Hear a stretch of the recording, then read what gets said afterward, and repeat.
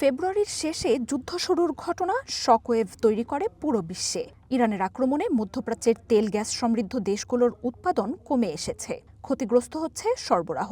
Hormuz দিয়ে যে তেল গ্যাস রপ্তানি হয় তার ৯০% গন্তব্য এশিয়ার দেশগুলো। তাই কঠিন বাস্তবতার মুখোমুখি এসব দেশ। মঙ্গলবার দেশজুড়ে জ্বালানি জরুরি অবস্থা জারি করে ইরান থেকে ৭,০০০ কিলোমিটার দূরের দেশ ফিলিপিন্স।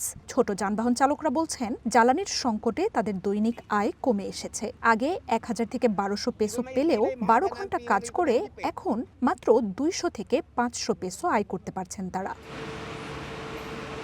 বাড়তি ভাড়া, জ্বালানির চড়া মূল্য আর তীব্র সংকটে কোনো আয় করতে পারছেন না এমন মানুষও রয়েছেন। অনিশ্চিত ভবিষ্যতের চরম হতাশায় ভেঙে পড়েছেন তারা। উৎপাদন, মৎস্য, কৃষি খাতও ধুঁকছে। ফিলিপিন্সের বিভিন্ন খাতে ধর্মঘটের ডাক দিচ্ছেন শ্রমিকরা। জ্বালানির সংকটে নানা ধরনের পদক্ষেপ নিচ্ছে থাইল্যান্ড। গরমের সাশ্রয়ের অভ্যাস গড়ে তুলতে নিউজ প্রেজেন্টাররা ব্লেজার ব্যবহার বাদ দিচ্ছেন। এসব অভ্যাসে জ্বালানির সংকট দূর না হলেও পরিবর্তিত পরিস্থিতির সাথে খাপ খাইয়ে নেয়াকে উৎসাহ দিতে এই পদক্ষেপ বলে জানান তারা। এয়ার কন্ডিশনারের তাপমাত্রা ২৬ ডিগ্রির নিচে না নামাতে দেয়া হয়েছে নির্দেশনা। সরকারের সব সংস্থার উপর জারি হয়েছে ওয়ার্ক ফ্রম হোমের নির্দেশ।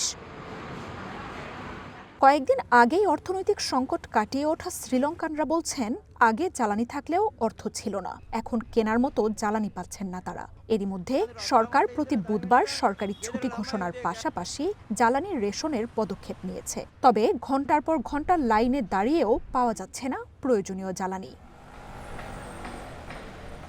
ব্যক্তিগত গাড়ির জন্য বিকল্প জ্বালানি নীতি নিয়েছে গৃহযুদ্ধ জর্জরিত মিয়ানমার। বেড়েছে নিত্য প্রয়োজনীয় পণ্যের দাম। গভীর সংকটে বিশ্বের সবচেয়ে জনবহুল দেশ ভারত। মধ্যপ্রাচ্যে থাকা ১ কোটির বেশি ভারতীয় সরাসরি যুদ্ধের কবলে পড়েছেন। এর বাইরে জ্বালানি সংকটে জর্জরিত দেশটি। ঘর ও কারখানা সব জায়গাতেই তীব্র হয়ে উঠেছে গ্যাসের সংকট। বন্ধ হচ্ছে কলকারখানার উৎপাদন, রেস্টুরেন্ট। নরেন্দ্র মোদীর নিজ রাজ্য গুজরাটে সিরামিক শিল্প প্রায় বন্ধের পথে। এই খাতের ৪ লাখের বেশি শ্রমিক চরম অনিশ্চয়তায় পড়েছেন। ভারতের প্রায় ৬০% গ্যাস আমদানি করা হয়, যার ৯০%ই চলাচল করে হরমুজ হয়ে। গ্যাসের সংকটে বাণিজ্য নগরী মুম্বাইয়ের ৫ ভাগের ১ ভাগ হোটেল রেস্টুরেন্ট বন্ধ। গ্যাস সিলিন্ডারের জন্য দীর্ঘ হচ্ছে অপেক্ষার সারি। তীব্র রূপ নিচ্ছে জন অসন্তোষ। এমনকি অন্ত্যেষ্টিক্রিয়ায় গ্যাস ব্যবহার করে মরদেহ পোড়ানোর প্রতিষ্ঠানগুলো বন্ধ রাখা হচ্ছে।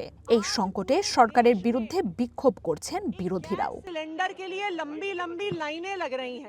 মার্জিয়া উপমা, ওয়ান ইন্টারন্যাশনাল ডেস্ক।